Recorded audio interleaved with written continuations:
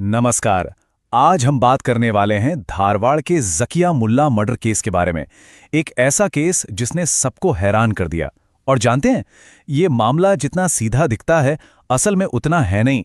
तो हुआ ये कि शुरुआत में तो ये एक रहस्यमयी मौत का मामला लगा, लेकिन जैसे जैसे पुलिस ने जांच आगे बढ़ाई, प्यार, धोखे और विश्वासघात की एक ऐसी कहानी सामने आई जो किसी के भी होश उड़ा दे। तो कहानी शुरू कहां से होती है? एक बहुत ही भयानक खबर से। धारवाड़ में मसारी रोड के पास ज़किया मुल्ला की बॉडी मिलती है और बस यहीं से पुलिस की वो इन्वेस्टिगेशन शुरू होती है जिसने आगे चलकर कई बड़े खुलासे किए। लेकिन सवाल यह है कि ये केस शुरू में इतना मिस्टीरियस क्यों था? देखिए, पुलिस के पास शुरू में कुछ भी नहीं था, ना कोई गवाह, ना ही कोई साफ साफ मोटिव। ज़किया की मौत एक पहेली की तरह थी और सबके मन में बस एक ही सवाल था, आखिर हुआ क्या? चलिए अब थोड़ा इन्वेस्टिगेशन के अंदर चलते हैं, देखते हैं कि पुलिस ने इस पहेली को सुलझाना शुरू कैसे किया। तो सबसे पहले पुलिस ने उन लोगों पर फोकस किया जो ज़किया के सबसे करीब थे। देखिए, पुलिस का एक तय प्रोसीजर होता है। उन्होंने ज़किया की जिंदगी से जुड़े हर शख्स से पूछताछ शुरू की और बहुत जल्द शक की सुई एक ही इंसान पर आकर टिक गई, ज़किया का मंगेतर साबिर। और यहीं से कहानी और भी पेचीदा हो जाती है। पुलिस का सारा ध्यान, सारा शक एक ही शख्स पर आके सिमट गया और वो शख्स कोई और नहीं बल्कि वही था जिससे ज़किया की शादी होने वाली थी। पुलिस ने जब उनके रिश्ते को खंगाला तो पता चला कि दोनों करीब 1 साल से साथ थे। शादी की भी प्लानिंग थी, लेकिन जो रिश्ता ऊपर से इतना परफेक्ट दिख रहा था, असल में अंदर ही अंदर उसमें कुछ अनबन चल रही थी, कुछ चीजों पर असहमति थी। बस यही वो पॉइंट था जिसने केस को पलट दिया। जब पुलिस साबिर से पूछताछ कर रही थी तो उसके हाव भाव, उसके जवाब, कुछ तो ऐसा था जो पुलिस को खटक गया। उनका शक यकीन में बदल गया और उसे फौरन हिरासत में ले लिया गया।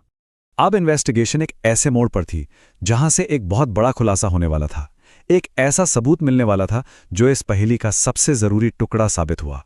केस को सुलझाने वाला ये सबूत कोई चश्मदीद गवाह नहीं था, बल्कि टेक्नोलॉजी थी। जी हां, पुलिस के हाथ कुछ ऐसे टेक्निकल एविडेंस लगे जिन्होंने सीधे सीधे प्राइम सस्पेक्ट की तरफ इशारा कर दिया। और आप देखिए पुलिस ने कितनी तेजी से काम किया। मर्डर होता है 20 तारीख की शाम को और टेक्निकल सबूतों के आधार पर ठीक अगले ही दिन मतलब 21 तारीख को गिरफ्तारी भी हो जाती है।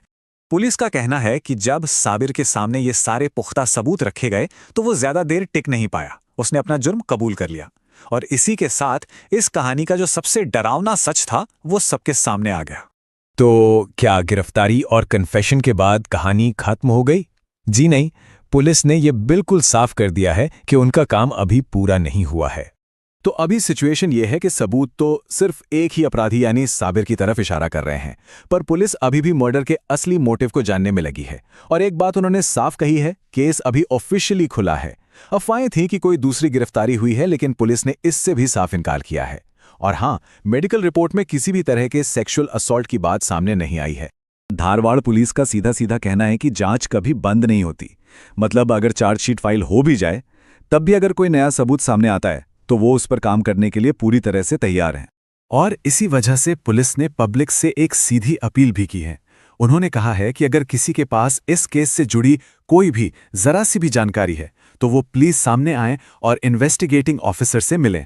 तो आखिर में सवाल यही है, जब जांच अभी भी चल रही है और पुलिस जनता से मदद मांग रही है, तो क्या इसका मतलब ये है कि ज़किया मुल्ला के साथ असल में क्या हुआ था, इसकी पूरी कहानी सामने आना अभी बाकी है?